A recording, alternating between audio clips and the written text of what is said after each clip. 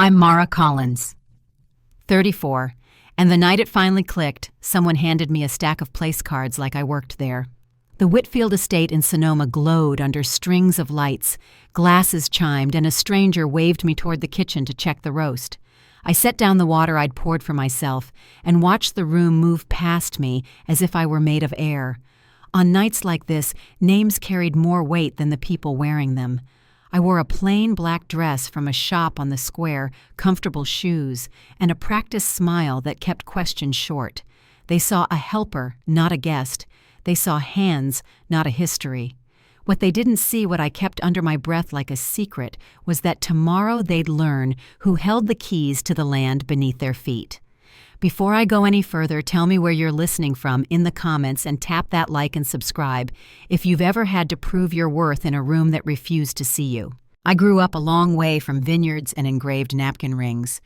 My mother, Teresa, clocked out of a motel shift with a sunburn across her neck and walked straight into a drafty greenhouse behind our rented duplex, coaxing basil and tomatoes to life under a plastic roof patched with tape. We didn't have heirlooms. We had lists, secondhand school uniforms, and 100 small ways to make a dollar stretch. Evenings smelled like soil and simmering beans, and after dinner she quizzed me on algebra while steam fogged the kitchen window. She never said much about hard work. She just did it, and the rhythm of her doing set my compass. School was my way forward. I earned a scholarship, rode early buses, and took every lab job I could find, learning how to make power where there wasn't any, and how to store it so nothing went to waste. I liked systems that worked when no one was watching, quiet solutions, steady results. By the time I finished graduate school, I was designing battery and irrigation controls for farms that couldn't afford to guess with their water. It felt honest, building something that helped people keep their lights on and their crops alive. Nathan came along when the hard work still felt new on my hands. He was bright and soft-spoken, a man who carried books in his jacket and walked like he knew exactly where the path would turn. His family's world was polished and orderly summers on the estate, charity dinners, linen that never wrinkled. He liked my practicality, said it settled him, and I liked that he asked more questions than he answered. When we married, I expected friction. I did not expect to feel myself thinning at the edges. The first time I stepped into the Whitfield Great Hall, I knew what the room wanted from me. Voices rose and fell in practiced waves, and people greeted one another by last name first, as if identity were a title page. Someone put a folded coat in my arms without a glance and moved on. I told myself it was nothing, a harmless mix-up. But small things can carry weight when they come in steady weather. A hand waving me toward the service entrance, a compliment that sounded like a pat on the head, a question about my little tech work that floated off before I could finish the answer. I tried to be gracious. I poured wine when a tray ran low. I arrived early to help because arriving early is what I was taught to do, and I answered questions about my mother's garden with a smile, even when the joke leaned too hard on the word farm. The estate ran on ritual, and I learned the steps so I wouldn't trip. Yet each visit made the air a little thinner. I'd leave with a headache I couldn't name, and by the time we pulled onto the highway, whatever reply I'd wanted to give at dinner had dried up in my throat. I told myself that what mattered was my work outside those gates. During the week, I sat with growers who knew every inch of their ground and installed controls that kept fields alive through dry months. I ran numbers, tested lines, and saw the relief on a farmer's face when the system held during a heat wave. It felt good, and it felt true. But standing at the long table on a summer night watching a row of place cards in handwriting that never seemed to find mine. The truth I lived Monday through Friday didn't follow me in. Nathan didn't mean to miss things, and maybe that made it harder. He laughed when he told stories from his classroom and squeezed my hand when the talk around us turned sharp, then let go to refill a cousin's glass. When someone credited the caterer for a dessert I'd baked, he smiled and said, "The kitchen always did a fine job." When his mother brushed past me without meeting my eyes, he looked the other way. He wasn't unkind. He was at home, and home has a way of telling people how to behave without saying a word. What I remember most from those early years is the sound of my own quiet. It's a particular kind of silence, the kind that keeps you useful, but never central present, but not counted. You learn to set the flowers just so to smooth a napkin fold to park at the back by the delivery trucks because it's easier. You accept that your story is more work than anyone here wants to hear, so you keep it tucked away where it won't trouble the mood. And then one evening, under a canopy of wisteria, a sentence careful, polished, spoken, as if I weren't there, threaded the air and settled like a stone in my chest. I didn't respond that night, and I didn't raise my voice. I went upstairs, opened my laptop, and looked at the numbers until the screen blurred. By morning, the house was all compliments and clinking, every ritual in its place. I stood at the edge of the patio with a glass of water I didn't drink, listening to names drift across the table like weather. I knew part 2 of this story before I had words for it. It was already walking toward me wearing a smile and pearls ready to decide where I belonged. That autumn, the estate hosted its annual harvest celebration, a weekend that always felt more like a stage play than a gathering. The lawns glimmered under string lights, tables dressed in linen and crystal, and the smell of wine clung to the air. Nathan and I arrived straight from a conference in Chicago, our suitcases still by the door when we walked through the courtyard. I still had my name badge from the event clipped to my jacket. Evelyn stood near the entrance, her pearls catching the light, a glass of red wine balanced effortlessly in her hand. She was laughing with 2 board members from the local museum when she turned slightly, her eyes meeting mine for a second before she leaned closer to the woman beside her. Her voice carried just enough for me to hear. "She's pleasant, but she doesn't quite fit," she said softly. "Pretty, just not polished. You can tell she wasn't raised in circles like this." I smiled as if I hadn't heard. The air felt heavy, warm, almost too thick to breathe. I excused myself, walked inside, and let the laughter fade behind me. Later that night in the guest room, Nathan fell asleep quickly. I sat on the edge of the bed, the glow from my laptop lighting the small space. I pulled up spreadsheets, stock numbers, and the early profits from a few renewable energy projects I'd helped launch. The cursor blinked at me like a pulse. I didn't have a plan, not yet, but something had begun moving quietly inside me. The months that followed felt slower and somehow sharper. Every visit to the estate began to leave small marks I couldn't see but could feel. Evelyn's comments were always sweetened just enough to sound civil. Caroline's laughter was too light to seem real. At one spring gathering, I spent most of the afternoon helping arrange rosemary sprigs and folding napkins along the outdoor tables. When everyone finally sat down, I realized there were 14 chairs for 15 people. Evelyn looked around unbothered and said she must have miscounted. I told her I'd be fine eating inside. No one argued. From the kitchen, I could hear the sound of forks and conversation. After dinner, Nathan said he hadn't noticed. His voice was soft, and I believed him. That made it worse. Another evening, I baked Evelyn's favorite dessert, a lemon tart I'd learned to make years ago from my mother. I left it in the kitchen with a small note. During dessert, she raised her glass to the caterers, complimenting them on the tart and calling it the best they'd ever done. Nathan smiled. I stayed quiet. Small things, yes, but small things can wear a person down faster than storms. The pattern grew familiar. I'd bring back gifts from my travels, handcrafted olive oil, woven scarves, small ceramics from local markets, and they'd thank me absently, then hand me someone's coat to hang. They'd speak about family heritage like it was blood, something that couldn't be earned, only inherited. I kept showing up early, helping, smiling. It was easier than explaining why I stayed so quiet. At one dinner, Caroline turned toward me after discussing her new Pilates studio and said, "You're still doing that tech thing, right? The little startup." She said little the way people say cute. Nathan reached under the table, squeezed my hand gently. A quiet apology he wouldn't speak aloud. He never corrected her. He never said that the little company was consulting with 3 counties on clean energy transitions. He never said that I managed teams spread across 2 states. He thought silence would soften the tension, but silence only teaches people where they can step. Later that night, as we walked back to our guest room, he told me not to take it personally. "It's just how they talk," he said. "They don't mean anything by it." I nodded. But harm doesn't have to be loud to leave bruises. Sometimes it comes quiet like water against stone, slow, constant, impossible to stop. The next morning, I stood at the kitchen window watching the vineyard workers load crates of grapes into a truck. They were laughing, calling to one another, their shirts damp with sweat and sunshine.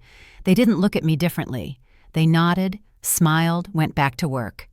I envied how simple that looked, being seen without question. By the end of that summer, I realized I had stopped standing up straight in family photos. My shoulders had drawn in, my smiles had turned smaller. I told myself it was exhaustion, too many flights, too much work. But I knew it was something else. I was folding myself into the version of me that fit their world. The pleasant one, the quiet one, the safe one. Evelyn's words, Caroline's laughter, the way the conversations always slid around me like water. It all built a quiet wall I couldn't see until it was too high to climb. And Nathan, kind as he was, never saw it forming. Maybe he couldn't. Maybe he didn't want to. It reached a point where I stopped correcting people when they mixed up my title. I stopped mentioning the projects I led or the teams I managed. I even stopped wearing makeup to their dinners, telling myself I preferred comfort when really I just didn't want to draw attention. Each gathering made me smaller. One afternoon, after a particularly long lunch filled with jokes about composting and city people trying to play farmer, I slipped away and sat alone in the garden. The air smelled faintly of lavender and soil. The hills stretched out quiet and golden under the late light. That was when I understood something that had been waiting to be seen. I had been fighting to be accepted into a world that had no space for me, and I had been the one holding the door open. I looked at the vines swaying in the wind and thought about my mother's hands, about how she'd come home every night with dirt under her nails and still made time to press my clothes, quiz me on homework, remind me to stand tall. She didn't wait for anyone to give her permission to work hard or dream bigger. She just did it. That night, as our flight took off back to Seattle, I pulled out my notebook. The engines hummed low, Nathan already asleep beside me. I turned to a blank page and wrote one line across the top. Don't fight to sit at their table. Build your own and buy the land beneath theirs. I stared at the words for a long time. The hum of the plane, the faint smell of recycled air, the glow from the cabin lights, it all felt suspended like the moment between breaths. I didn't know how I would do it, only that I would. Something in me had shifted. The quiet compliance I'd carried for years no longer fit. When we landed the next morning, the world outside looked the same, but everything in me was rearranged. Nathan chatted about his upcoming lecture. I smiled and nodded, already thinking about what came next. By the time we reached home, the decision had already taken root. I didn't need revenge or applause. I needed something that was mine, something built on work that no one could take credit for. The following week, I reopened my savings spreadsheet and called Alex Dunn, a colleague who had recently started consulting in sustainable agriculture. I asked a few careful questions about small vineyards, ones that needed solar upgrades or new irrigation systems. He didn't ask why. He just sent me numbers. That evening, as I stood at the window watching the rain trace paths down the glass, I felt a calm I hadn't felt in years. For the first time, I wasn't waiting to be seen. I was planning what to build. What began as a single line in a notebook would soon grow into something far larger than I could imagine. But that night, all I knew was that the next time someone tried to hand me a task meant for the help I'd already be holding the deed. When I started looking into small vineyards, it felt like dipping my hands back into soil I already understood. My first call with Alex lasted an hour, then 2. We talked about the challenges smaller growers faced: aging irrigation systems, rising energy costs, too many good people barely keeping their vines alive through dry seasons. When he mentioned an overlooked property outside of Eugene, I drove up that same weekend to see it. The fields were rough and uneven, the fencing half-rotted, but the land had the quiet hum of possibility. 12 acres of soil rich with potential, waiting for someone who saw it differently. I spent weeks running numbers and talking to banks that didn't know what to make of my plan. I wanted renewable power integrated into agriculture solar grids over rows of vines, battery storage to keep equipment running without diesel. Most of the people I spoke to said it was ambitious, not impossible, but risky.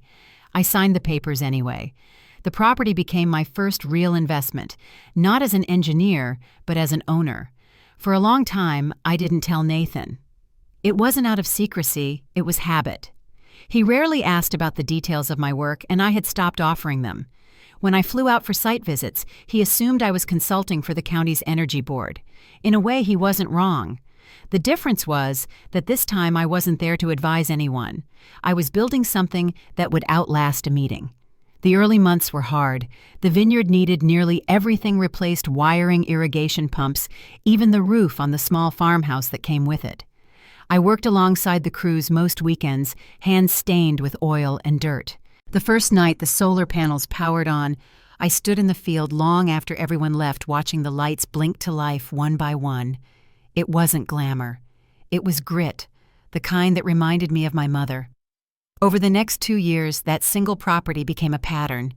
Each time I finished one project, I found another small parcels in Oregon and Northern California that needed the same kind of repair. I formed an umbrella company, Northwood Harvest Partners, naming it after the wooded path behind my childhood duplex. I hired a lean team, a logistics planner named Kendra, an agricultural analyst named Jason, and a part-time attorney who reviewed lease contracts on weekends. Together we learned the rhythm of land work, the patience, the precision, the faith that what you plant will hold.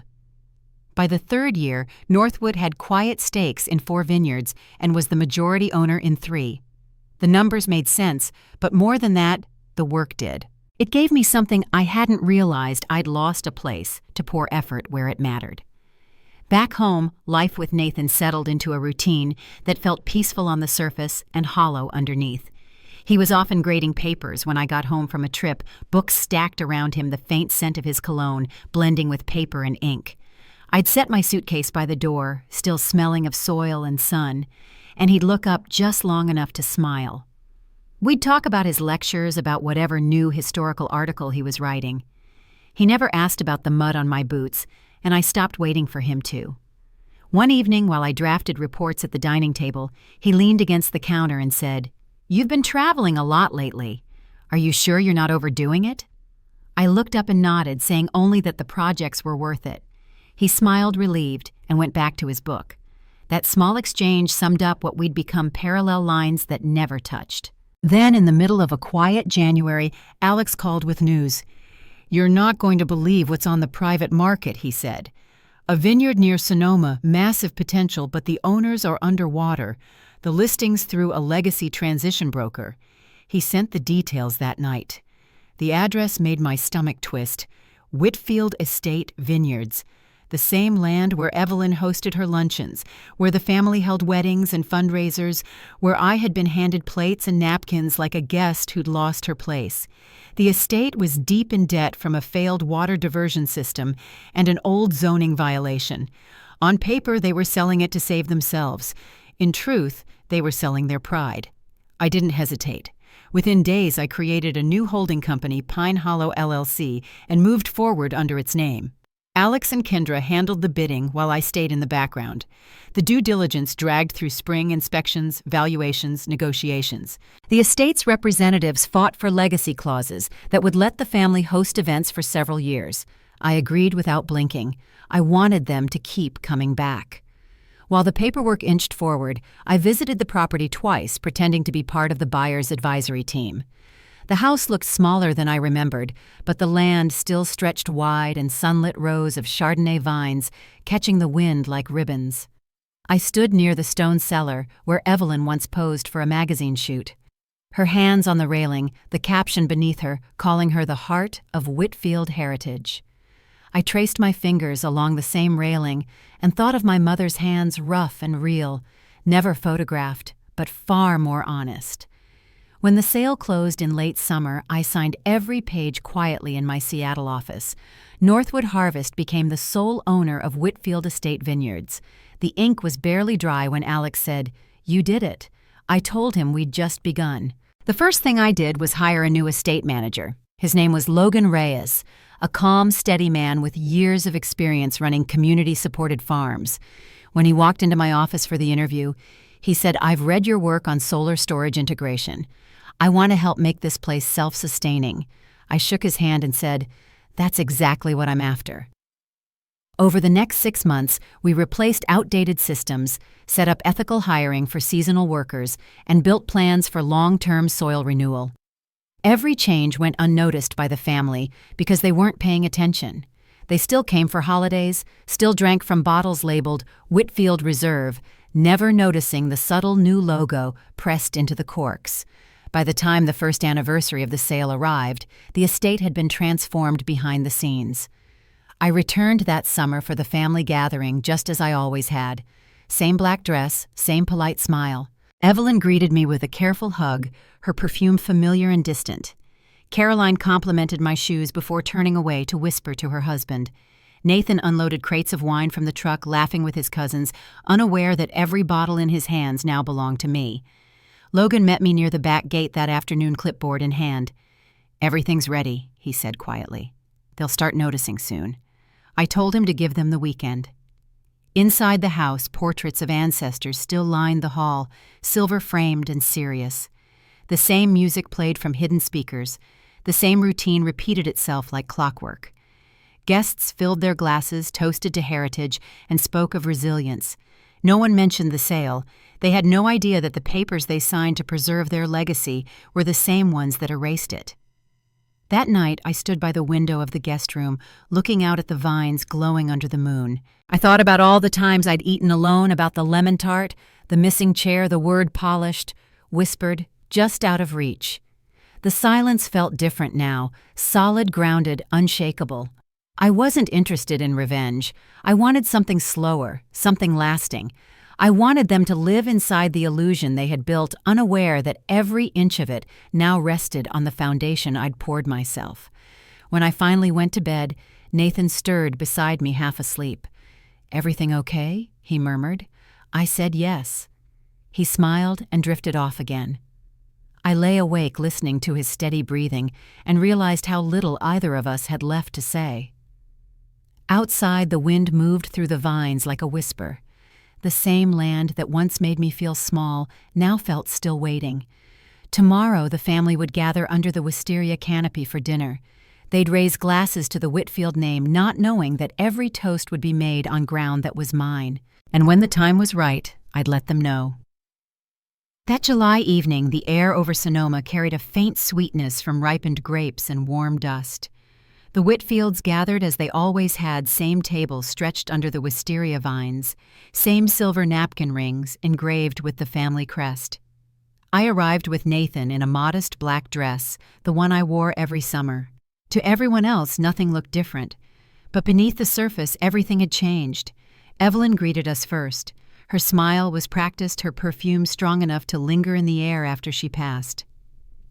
"Mara, dear," she said, brushing my cheek with a kiss that didn't land, "would you mind setting out the place cards again? You always do them so neatly." I nodded and took the stack from her hands. No one noticed that my fingers didn't shake this time. Each card bore a name written in elegant script. Mine, as usual, was placed at the far end near the service entrance. It fit their arrangement perfectly. The sun dropped low as guests filled the courtyard, the glow of candles flickering against glasses of red and gold. Caroline swept in, late her new hair color glinting like champagne under the lights. Howard arrived with his usual booming laugh, introducing a girlfriend half his age who looked around the table as if she'd wandered into the wrong film. Nathan uncorked bottles with a familiarity that used to make me ache. He didn't notice the quiet smile I carried when I saw the label Northwood Harvest printed in soft gold where the Whitfield emblem used to be. Dinner began with laughter stories of old summers and soft piano music drifting from the patio. Logan stood discreetly near the archway that opened toward the main lawn, clipboard in hand. He caught my eye just once, giving a short nod before stepping out of view. Everything was ready.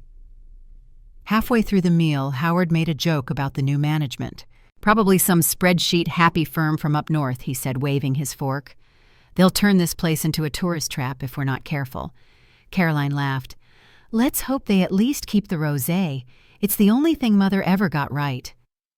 Evelyn smiled thinly, taking another sip of wine. Nathan chuckled beside me. "Can you imagine outsiders running this estate? The legacy alone would scare them off." I raised my glass to my lips, letting the cool taste of white wine settle on my tongue. The vineyard lights shimmered around us, soft and golden, casting long shadows across the table. I felt the moment arrive like a slow breath.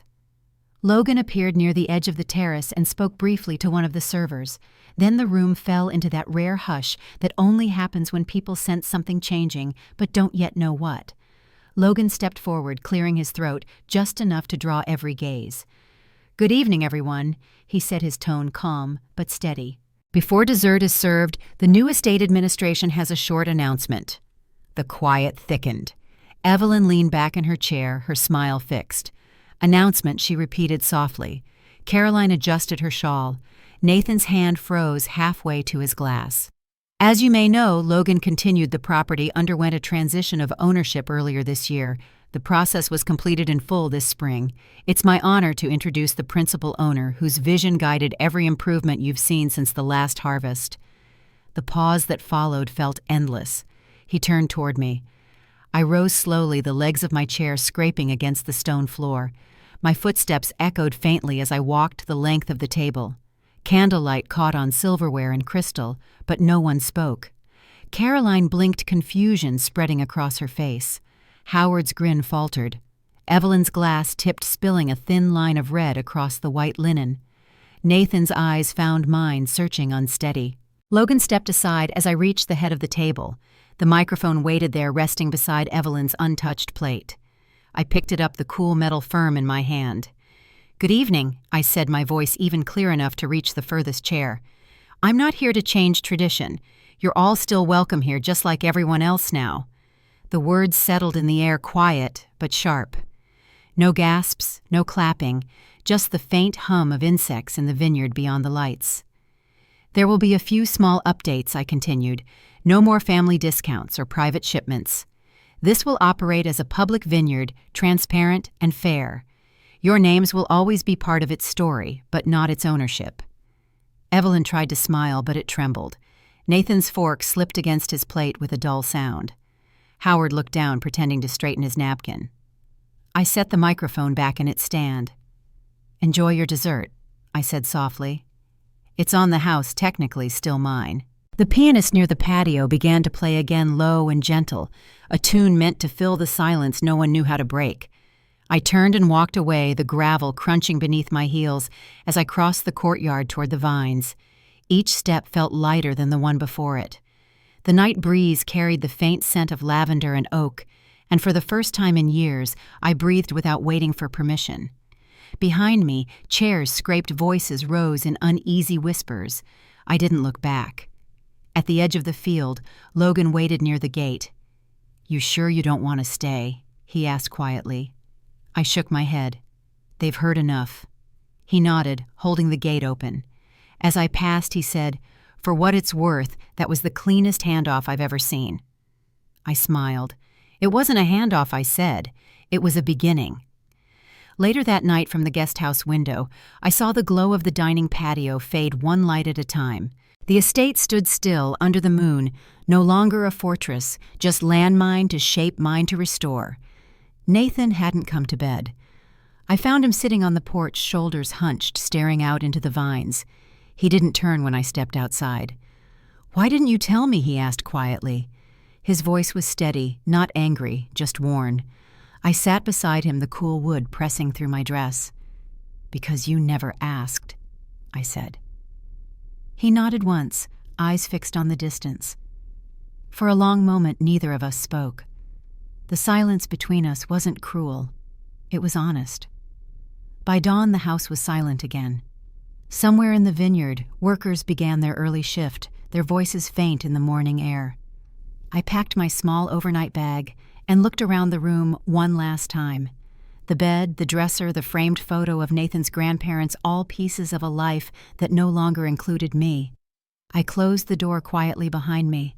Outside, the fog was just beginning to lift from the hills. Logan was waiting by the truck, papers in hand. "You ready?" he asked. I nodded. As we drove down the gravel road, the estate faded from view behind rows of vines. The sun broke through the clouds, warm and bright across the fields. It wasn't triumph I felt. It was steadiness, the kind that comes when the weight you've carried finally shifts off your shoulders. By the time we reached the highway, my phone buzzed with the first email of the day plans for a wellness center, the next phase of Northwood Harvest's expansion. I looked out the window toward the distant hills and felt something quiet and certain settle in my chest. The next chapter was already waiting, and this time it would begin on my terms. The announcement changed everything and nothing at once. By morning, the whispers had already started phone calls between relatives, cautious texts from people pretending not to be rattled. The estate's courtyard looked the same. The vines shimmered under the same sun, yet every gaze felt different now. I spent that day in quiet meetings with Logan and the project team, walking the property lines and reviewing upcoming transitions. No one from the family approached me until that evening. When I entered the great hall, the long table gleamed under chandeliers that had witnessed generations of Whitfield dinners. A small crowd gathered at the far end, murmuring in clusters. At the center, Evelyn stood poised in a pale suit, pearls resting perfectly at her collarbone. She turned when I approached, smile stretched thin. "Mara," she said, "I was just telling everyone how much we value continuity. I trust that's still your intention?" Her tone was soft, but the challenge sat beneath it like glass. "Continuity, yes," I replied, "but also progress." She nodded slowly, eyes narrowing with the kind of politeness that hides a warning. The next night brought the official reception, a tradition Evelyn had once ruled with practiced grace. This time, it was mine to lead. The event hall filled with local business owners, vineyard partners, and families who had lived around the property for decades. String lights traced the ceiling, and the smell of wine and oak drifted through the air. When the pianist's last notes faded, I stepped up to the small platform near the fireplace. Conversations quieted like a wave pulling back from the shore. "Good evening," I began. "Some of you already know me, some of you thought you did." A ripple of nervous laughter moved through the room. Behind me, a screen displayed renderings of new plans, expanded solar installations, walking trails, and a glass-fronted wellness center overlooking the lavender fields. "We'll be opening new cabins next spring," I continued. "A wellness program centered on agricultural healing, open to local families year-round. This land has supported generations. Now it will serve the community that's kept it alive." Faces shifted, a mix of confusion, curiosity, and something else, fear of change. Then the next slide appeared. The image showed a stone plaque carved with my mother's name, the Teresa Collins Fund. "It's named after my mother," I said simply. She worked long hours in a motel laundry and still found time to grow life from tired soil. She believed respect is earned, not inherited. This fund will provide scholarships for agricultural studies and community farming projects. Evelyn's expression hardened, her jaw tightening just enough to be seen. Caroline's hands twisted her shawl in her lap. I looked out across the room, pausing for the quiet to land. The final slide was the simplest, just a list of lease numbers and initials. "We'll also be reviewing all private property leases." I said, my voice steady, especially those arranged through personal or outdated agreements. "Moving forward, every use of this land will align with transparency and purpose." Howard's face went pale. He knew what those initials meant. Evelyn's cottage rentals. Caroline's side business hosting luxury retreats without proper permits. I didn't have to name them. The silence did the work. The pianist began to play again, and I stepped down from the stage. As I moved through the crowd, small pockets of conversation sputtered to life. Caroline's voice reached me first. "Mara, surely this is a misunderstanding," she said, forcing a laugh. "You can't mean it's all in writing," I interrupted. "My office will contact you this week." I gave her a polite nod and continued walking. Howard caught up next, his hand brushing my elbow. "This is family land," he said. "You wouldn't just family land that hasn't paid site fees in over 10 years, I replied. His mouth opened, then closed. I didn't stop moving. Outside, the night air was cooler, the vines rustling softly in the breeze. Logan waited by the terrace doors, a folder tucked under his arm. "That went smoother than I expected," he said. "For now," I answered. "Tomorrow we start the reviews." By morning, the messages began. Caroline's came first, a long email full of explanations and unfortunate oversights. She claimed she thought her lease was grandfathered in. I forwarded it to our legal team with one note: proceed per contract. Howard's voicemail followed that afternoon, starting with laughter and ending in pleading. He'd been hosting private tastings under the estate's name, charging guests quietly while using our utilities. When I didn't respond, he sent a follow-up text asking for a chance to make things right. I replied with a single sentence: "You have 30 days to vacate the property." Evelyn was the last to come forward. She didn't call or write. She arrived unannounced, her car crunching over the gravel driveway late one morning. The front desk called to warn me she was waiting in the lobby. When I stepped out of my office, she was already standing, a faint smile painted over nerves she couldn't hide. "I just want to talk," she said, woman to woman. I led her inside. She spoke first the way she always had, filling silence before it could turn against her. "We've both worked hard for what we have," she said, folding her hands in her lap.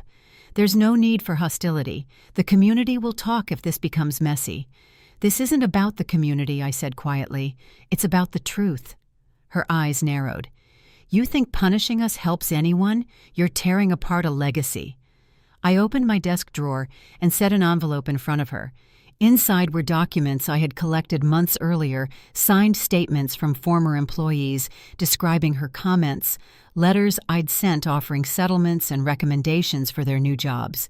She didn't touch it at first. When she finally opened the flap and saw the contents, the color drained from her face. "I didn't know those were filed," she whispered.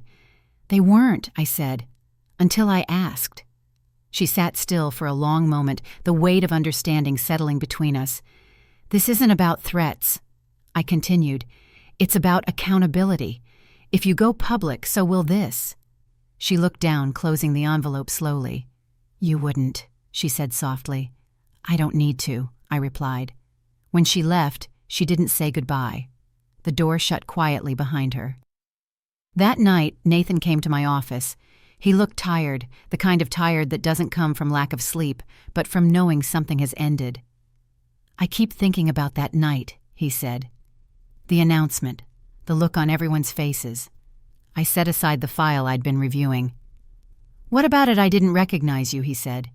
"You were calm, certain. It was like you'd been planning that moment for years." "I had," I said. He sank into the chair across from me. "Why didn't you tell me?" His voice broke slightly on the last word. "Because you never asked," I said again quietly this time. We sat there in silence. The clock on the wall ticked softly, the sound of footsteps from the hall, fading as the staff finished their shift. Finally, he said, "I should have seen it. All those trips, all those calls. I just thought—" He trailed off, shaking his head. "I thought we were fine. We were quiet," I said. "Not fine." He nodded slowly, eyes on the floor. "So what now?" "Now we move forward," I said, "however that looks." He stood after a moment, his face lined with something between regret and relief. "I guess I'll start packing." I didn't stop him. When he left, the office felt larger, almost too still. I walked to the window, watching the late light stretch over the hills. The vines shimmered in shades of gold and green, and somewhere in the distance, the faint hum of machinery marked another day of work beginning. For the first time in a decade, I was no longer waiting to be included. The decisions, the land, the future, all of it was in motion, and all of it was mine to shape. Still, as I watched the horizon fade into dusk, I knew the reckoning wasn't over. The estate had its ghosts, and not all of them wore pearls or carried family names. What came next would decide what kind of legacy this place would finally stand for. Nathan moved out quietly a few weeks later. No argument, no slammed doors, just a long silence that said what neither of us wanted to repeat. He packed his books, left his teaching notes on the counter, and took the car we bought together years before. The house felt strange without his footsteps in the hallway, like a radio left between stations. When the sound was gone, what stayed was clarity. I started waking up earlier before the crews arrived, making coffee barefoot in the kitchen while the fog still clung to the fields. From the back porch, the vineyard stretched across the valley, a patchwork of gold and green that reminded me how time keeps moving, whether anyone watches or not. Logan and I met every morning near the storage shed to walk the grounds. He carried a clipboard full of repair notes. I carried a mug and a small notebook. We talked about irrigation schedules, new plantings, and the weather. Sometimes, when the light hit just right, the land looked almost new again. One morning, Logan stopped near the east greenhouse, which had partially collapsed during a storm the previous winter. "We'll need to rebuild this one from the ground up," he said. "It'll take time." I nodded, tracing my hand along a section of broken glass. "Let's name it after my mother," I said. "She'd like that." He smiled faintly. "Teresa's greenhouse," he said, writing it down. By late spring, the estate was quieter than I'd ever known it. The phone calls from family had stopped. Even the gossip from town had gone still. The workers knew who I was now, and they greeted me without hesitation. Simple hellos, small talk about the weather, honest smiles. No one tried to hide their surprise when I stopped to ask how things were going. It wasn't grand or dramatic. It was steady, real, and it mattered. That month, I drafted a letter to every long-term employee who'd stayed through the transition. It wasn't a memo or a press release. It was a thank you. I told them how their work had held this place together when everything else was falling apart, how I wanted their ideas for what the vineyard could become. I signed my full name at the bottom, Mara Collins, owner, Northwood Harvest. It was the first time I'd written it that way. A week later, the letters went out and one by one replies began arriving, handwritten notes, folded pages, even a few simple thank yous scrawled on scrap paper. Some wrote about improvements they'd dreamed of for years, safer equipment, child care for seasonal workers, proper housing upgrades. We started with the small things, first fixing what had been ignored. Bit by bit, the estate began to feel like a place built for people, not for show. By early summer, the new construction crews arrived to start the wellness center near the southern hills. From the ridge above, the framework looked like a spine of light rising from the land glass walls, meant to reflect the sky instead of dominate it. Watching it take shape felt different than watching profits grow or contracts close. It felt like purpose, something rooted deeper than success. One evening, I stood in the old great hall alone. Sunlight poured through the tall windows, glinting off the long wooden table that had once been the heart of every Whitfield dinner. The chairs were still there, polished and precise. I ran my hand along the smooth edge, remembering every time I'd been asked to set the table, but never sit at it. For a moment, the air carried echoes, laughter, the sound of forks, my own quiet voice offering to help. Then it was gone. I pulled out one of the chairs near the window, not Evelyn's seat at the head, not Nathan's place, but the one I used to stand behind while waiting to be told where to sit. I rested my palms on the wood and exhaled. The room no longer belonged to them. It wasn't about reclaiming power. It was about peace. The following week, Logan found me near the courtyard and said, "You should see the visitor list for the next community tour. There's a school group coming from Santa Rosa." The idea of children running through these halls made me smile. "Good," I said. "Let them see what's possible here."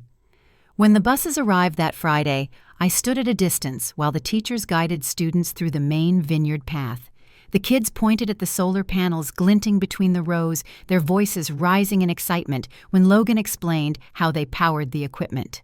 At the irrigation station, one of the guides mentioned how the new system used 60% less water than before. A little girl raised her hand and asked, "Who made it?" The teacher glanced toward the group of workers standing nearby. "A woman named Mara," she said. "She designed it herself." The girl nodded solemnly, as if filing that fact away for later. It was a small moment, easy to miss, but I felt it settle somewhere deep. They didn't know my story, only the result, and that was enough.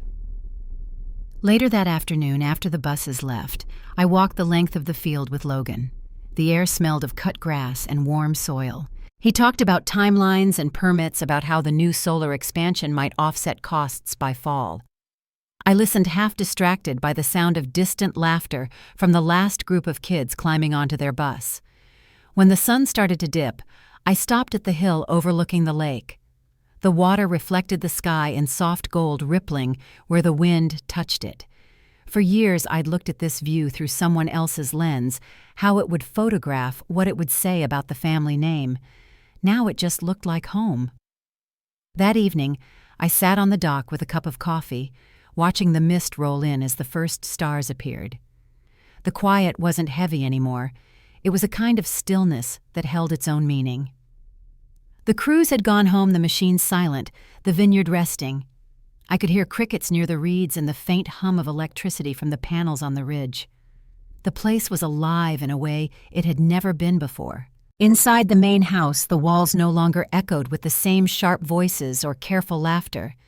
Instead, they carried the soft rhythm of work and renewal footsteps, distant music from the staff quarters, the scent of lavender from the gardens. I walked through the hall one last time before bed, glancing at the portraits that still hung on the walls.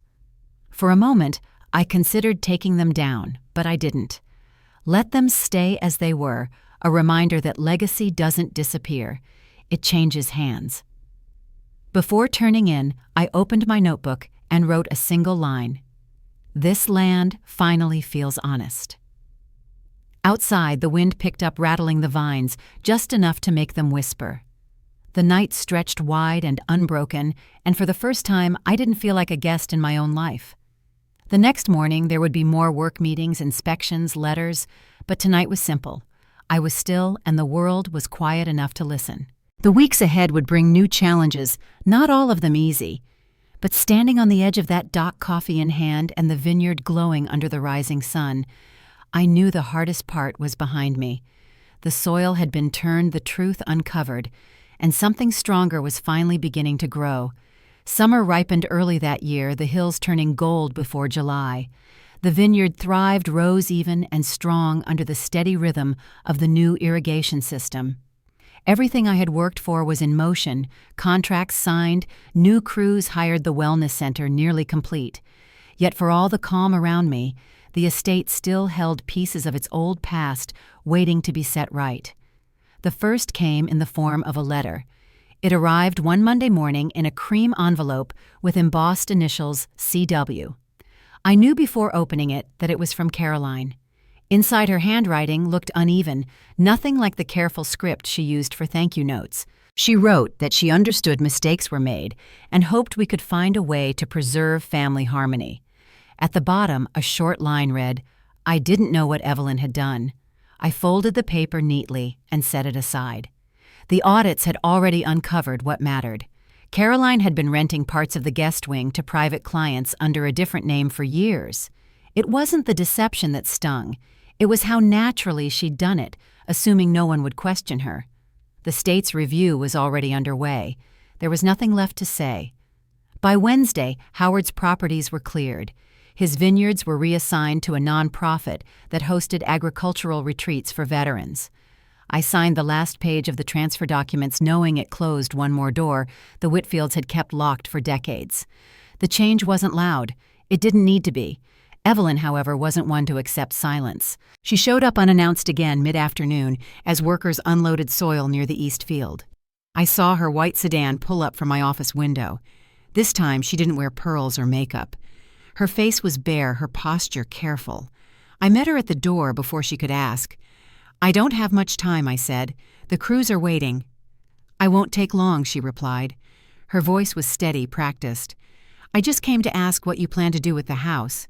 I hesitated, unsure if she meant the estate or the name itself. "The house stays open," I said finally. "Events, programs, tours, everything continues." "And the family?" she asked. "Are we allowed here?" The question carried something fragile, though her tone tried to hide it. "You're welcome like everyone else," I said, "but the terms have changed." She exhaled through her nose, glancing past me toward the courtyard. "I built this place for people like us," she said softly. "Now it's a museum." "No," I said. "It's a vineyard again." She studied me for a moment longer. "You think this is justice," she said. "But you'll find out soon enough land doesn't keep you warm." "Neither did your legacy," I replied. For the first time since I'd known her, she looked older, smaller somehow. She nodded once, then turned toward her car without another word.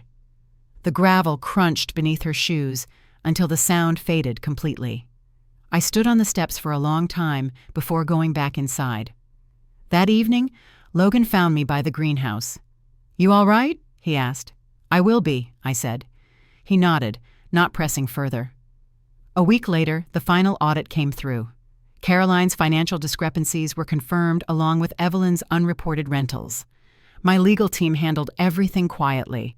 No headlines, no gossip columns, just numbers, balanced records closed, and signatures filed away. For the first time in months, I felt the weight start to lift. The estate wasn't just mine, it was finally clean. Nathan called soon after. His number lit up my phone on a quiet Thursday night. I answered out of instinct. His voice was calm, almost familiar.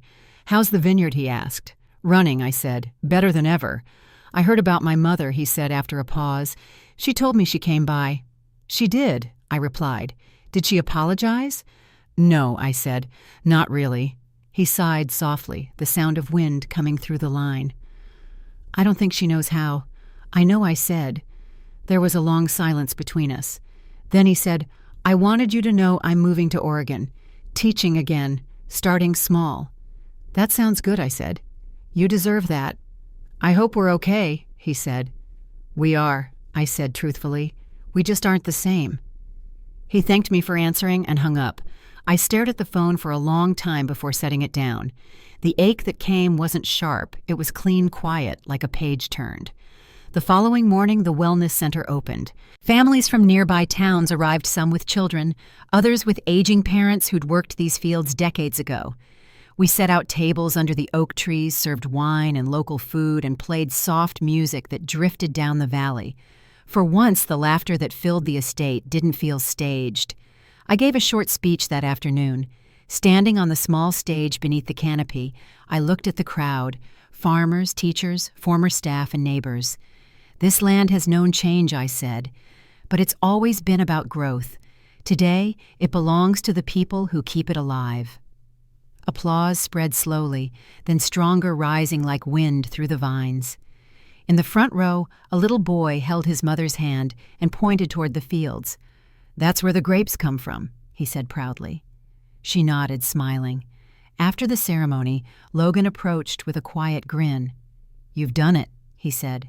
"Not yet," I replied, "but we're close." That evening, I walked the vineyard one last time before sunset. The air smelled of earth and lavender, the hills glowing amber in the fading light.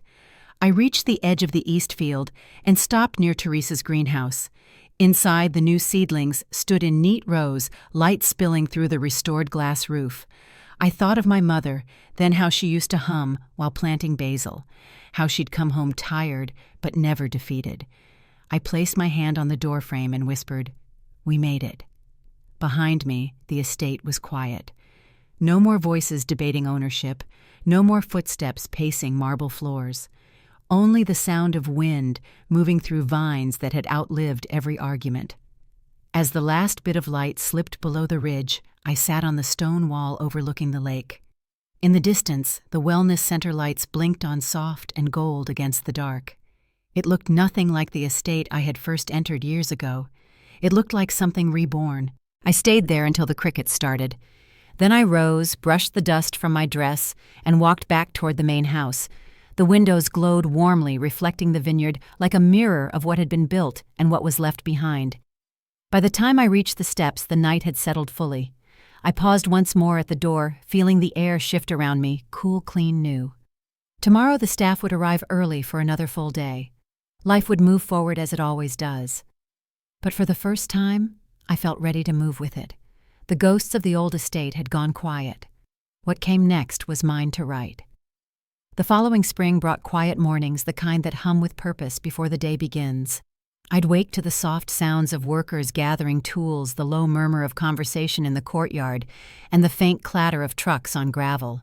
The vineyard had changed less of a monument, more of a living thing. Vines stretched higher, the soil dark and healthy again. For the first time I saw it as my mother would have, not as property, but as proof that effort leaves a mark. We finished rebuilding Teresa's greenhouse in early May. The morning the crews removed the scaffolding, sunlight spilled through the new glass like it was being poured by hand. The air smelled faintly of rosemary and damp soil. Inside, trays of seedlings lined the benches, lavender, thyme, basil, the same herbs she once planted behind our old duplex in Oregon. I ran my fingers over the wooden frame, smooth and warm, and whispered, "It's yours now, Mom." A few weeks later, Logan handed me a list of the first interns accepted under the new scholarship fund. They came from small towns across California, students of agriculture and renewable energy. Each one would work on the estate that summer, learning how sustainability could live alongside tradition. Their arrival filled the place with the kind of noise I'd missed, hopeful, unguarded, genuine. The interns laughed loudly, asked too many questions, and stayed long after their shifts ended just to watch the sky turn gold over the hills. Sometimes I'd walk the rows with them, telling stories about the early days, how the land had been neglected, how solar panels now powered the entire operation. I never mentioned the Whitfield name. It didn't need to be part of the story anymore. What mattered was the work that followed the roots taking hold again. Nathan reached out once that summer. He sent a postcard from Oregon, a photograph of a small classroom with chalkboards and tall windows. On the back, he'd written, "The vines here are smaller, but the view is better. Take care, M." I pinned it to the bulletin board in my office. It felt less like goodbye and more like peace. Evelyn never wrote, but I heard from mutual contacts that she'd sold her townhouse and moved to Santa Barbara. Caroline, after a long audit and several fines, settled her debts quietly. The family name still carried weight in a few circles, but the echo of it no longer reached me. What remained were lessons how easily power can be mistaken for worth, and how both mean little when they aren't earned. By autumn, the Wellness Center opened. Families came from nearby towns to walk the trails, attend workshops, or simply sit among the vines. On weekends, children ran through the fields, their laughter mixing with the hum of bees. It was the sound of renewal. One afternoon, while checking the irrigation lines, I heard a voice behind me. It was one of the older vineyard hands, a man named Carlos, who had worked here for decades. He pointed toward the main house and said, "Doesn't feel like the same place anymore." I smiled. "That's the idea," I said. But it's still home. That night, as the sun slipped behind the ridge, I walked to the Great Hall one last time before closing it for renovation. The air smelled of wood polish and age. The long table gleamed under the fading light. I pulled out the same chair I had once stood behind, the one by the window, and sat quietly. Every sound I remembered, the clinking glasses, the whispered judgments, the laughter that excluded, was gone. In its place was stillness. I thought about that young version of myself, the woman who had arrived here years ago, careful not to spill water on white linen, grateful for a seat near the door. She had believed belonging meant permission. If I could speak to her now, I'd tell her that some rooms aren't meant for you because you're meant to build new ones. Outside, the vines rustled in the wind, their leaves flickering like small mirrors catching light. I stood turned toward the window and whispered, "You did it." Not as a declaration, but as an acknowledgement of the work, the patience, and the quiet strength it had taken to turn pain into purpose. The next morning, the crew arrived to remove the old family portraits from the hall. I asked them to leave one empty frame on the wall, a reminder of the space we make when we let the past rest. The workers didn't ask why. They just nodded and got to work. By winter, the estate's programs were running on their own. The community gardens produced vegetables for local shelters. The wellness center operated year-round, and every vine on the property carried a small tag marked Northwood Harvest. No crest, no family seal, just the name that meant resilience. Sometimes visitors would ask if I ever thought about selling now that the property had gained so much value. I'd smile and say no. This place wasn't an investment. It was a promise kept to my mother, to myself, and to every person who had ever been told they didn't belong at their own table. When spring returned, I stood once more on the dock overlooking the lake. The water was calm, touched by morning mist. The vineyard stretched wide behind me, a living portrait of everything that had changed. I realized then that justice isn't always loud.